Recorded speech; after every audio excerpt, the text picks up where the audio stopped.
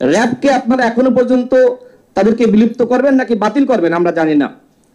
এই যে আওয়ামী লীগের হাইকমান্ডের যারা ছিল, সেনাবাহিনীর কাছে 626 জন আশ্রয় নিয়েছিল, তাদের তালিকা কোথায়? তারা কি পালিয়ে গেল নাকি দেশে আছে?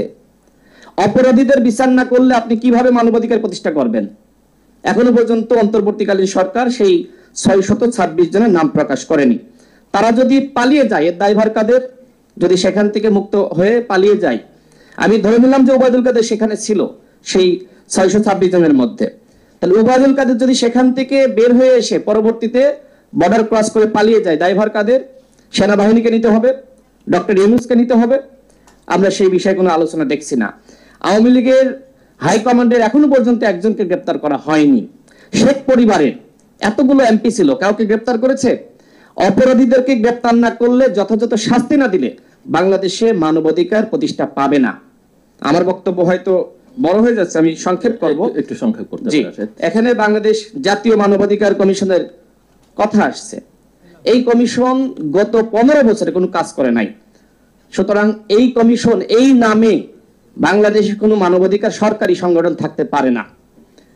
অনতিবিলম্বে এই কমিশন বিলুপ্ত করতে হবে এবং মায়ের ডাকের মতন যারা আছে এতদিন মানবাধিকার নিয়ে কাজ করেছে, তাদের সহযোগিতায়, তাদের পরামর্শে নতুন করে মানবাধিকার কমিশন বাংলাদেশে গঠন করতে হবে।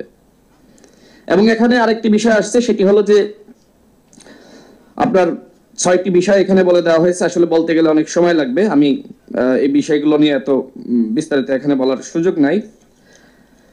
দেখেন, অধিকার একটি রিপোর্ট প্রকাশ করেছিল যে আপনার 2699 জন 19 থেকে 23 পর্যন্ত এখনো পর্যন্ত বিচার বহির্ভূত হত্যাকাণ্ডের শিকার হয়েছে। আর আমরা এই আন্দোলনে আমরা এখনো পর্যন্ত যে তথ্য পাচ্ছি, প্রায় 1500 গণহত্যার শিকার হয়েছে। আমাদের ইউনূস স্যার গতকাল তিনি জাতিসংঘে ভাষণ দিয়েছে। এরপরে যেটা প্রথম আলো নিউজে আসছে যে আইসিসিতে অভিযোগ দায়ের করতে পারে বাংলাদেশ, পরামর্শ দিয়েছে। তার মানে বাংলাদেশে বিচার হবে কি হবে না সেটি নিয়ে অনিশ্চয়তা আছে। আমরা মনে করি যে এই বিচারের ক্ষেত্রে এবং আওয়ামী লীগ যে গণহত্যা চালিয়েছে, অবশ্যই আইসিসিতে আমাদের মামলা করা দরকার শেখ হাসিনার বিরুদ্ধে। শেখ হাসিনা ভারতে রয়েছে, কিন্তু ষড়যন্ত্র কিন্তু রয়েই গেছে। শেখ হাসিনা ভারতে, কিন্তু আমি তো দেখছি যে ফেসিবাদ রয়ে গেছে সচিবালয়ে, পুলিশে, র্যাবে, সর্বত্র ফেসিবাদ রয়ে গেছে। এই ফেসিবাদ রেখে এবং শুধুমাত্র রদ বদল করে আপনি ঢাকার এসপি কে দিচ্ছেন নারায়ণগঞ্জে, এরা তো সবাই অপরাধী। যারা অপরাধের সাথে জড়িত এদের প্রত্যেককে চাকরিচ্যুত করতে হবে। এখনো পর্যন্ত যে কমিশন গঠন করেছে কাজ শুরু করেনি। 3 মাস সময় চাই, 3 মাস পরে আমাদের সাথে বসবে। তো 3 মাস তারা কি কাজ করবে আমি আপনি কেউ জানবো না। রাষ্ট্র সংস্কার করতে এত ধীর গতিতে এগুলে রাষ্ট্র সংস্কার হবে না। ইতিমধ্যে আওয়ামী লীগের পুনর্বাসন শুরু হয়ে গেছে।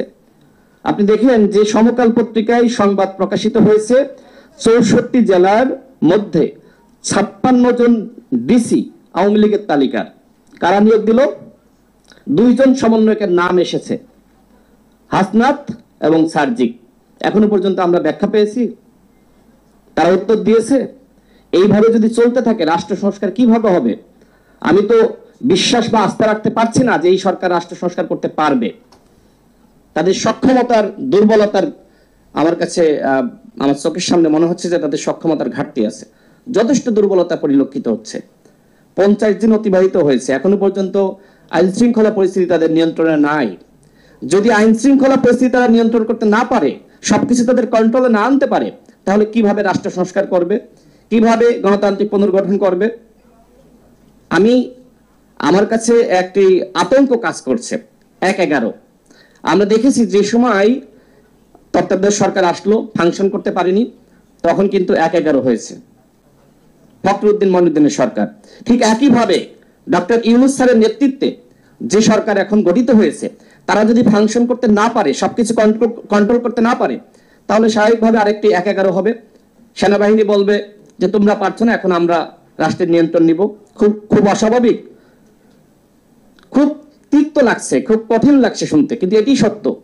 এই সরকার যদি আগামী 1 মাসের মধ্যে সবকিছু নিয়ন্ত্রণ করতে না পারে, তাদের নিয়ন্ত্রণে সবকিছু না যায়, তাহলে আরেকটি 1/11 হবে, হওয়ার সম্ভাবনা রয়েছে।